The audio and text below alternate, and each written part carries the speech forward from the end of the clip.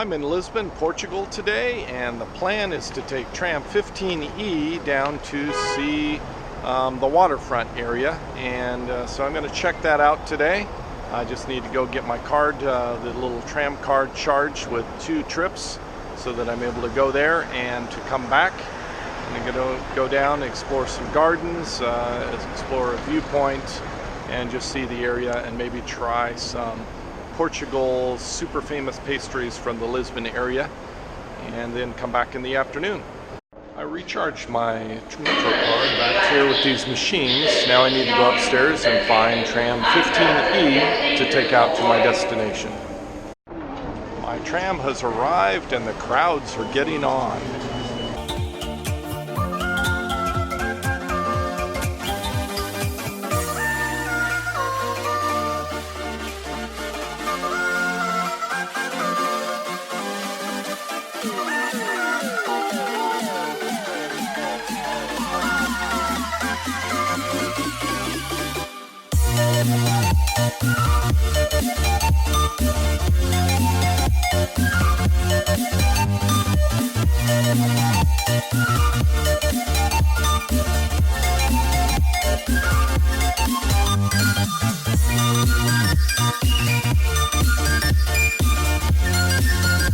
My stop, Mosteiros dos Hermanos, and I'm gonna go explore this area. I guess it's called Belem, and it's basically the seafront, and some nice parks and some beautiful architecture down here. I'm not exactly sure what's in the area, but I'm just told this is really awesome, so I'm going to wander around and explore it.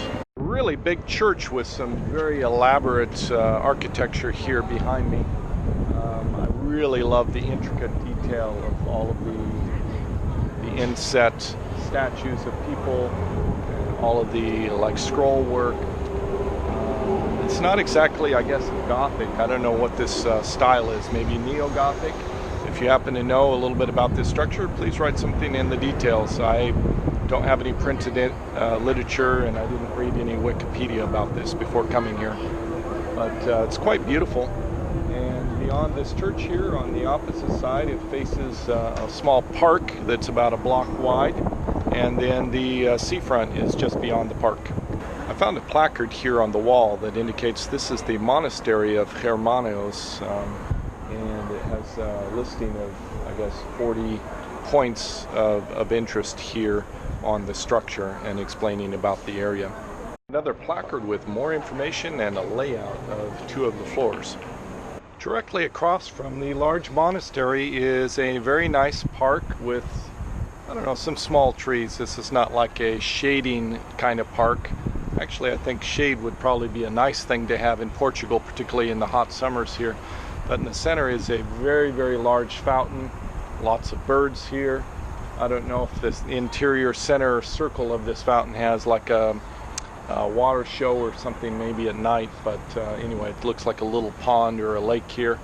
And then off in the distance, here in the direction of the sun, probably is blinding the camera. But there is some sort of statue that looks like it's under construction, and I'm going to head over that direction. At the waterfront, there is a large modern sculpture that is under construction. You can see the scaffolding on the side.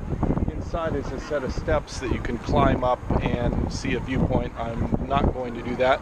And on the opposite side, the opposite direction, in the distance, you can see a small lighthouse, a light tower, as they call it. And then the tower. I guess this is a famous tower. I'm going to walk down a little bit this direction. Beside the piece of artwork that's over here on this side is a little pond with a restaurant. In the middle of the pond is a very interesting, fun piece of artwork.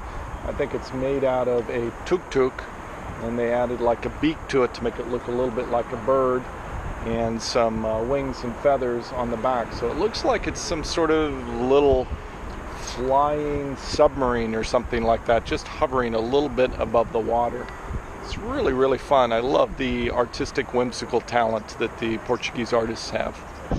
Behind me is the famous Belem Tower. It's a small tower with some very, very nice architecture. Again, I don't know this particular style.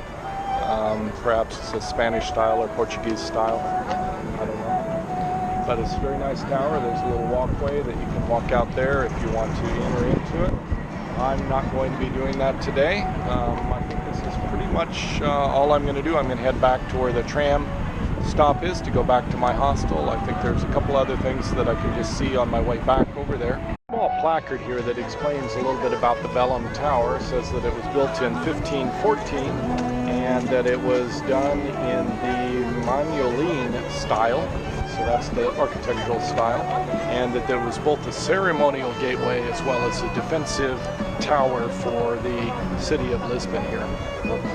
This is the famous restaurant for Pastéis de Belém. It's a kind of a pastry that is super famous here, and everyone comes here to get one. So I'm going to try one. This is the famous pastry. As you can see, it's very, very small, and I put some cinnamon on it, and I'll go ahead and try it.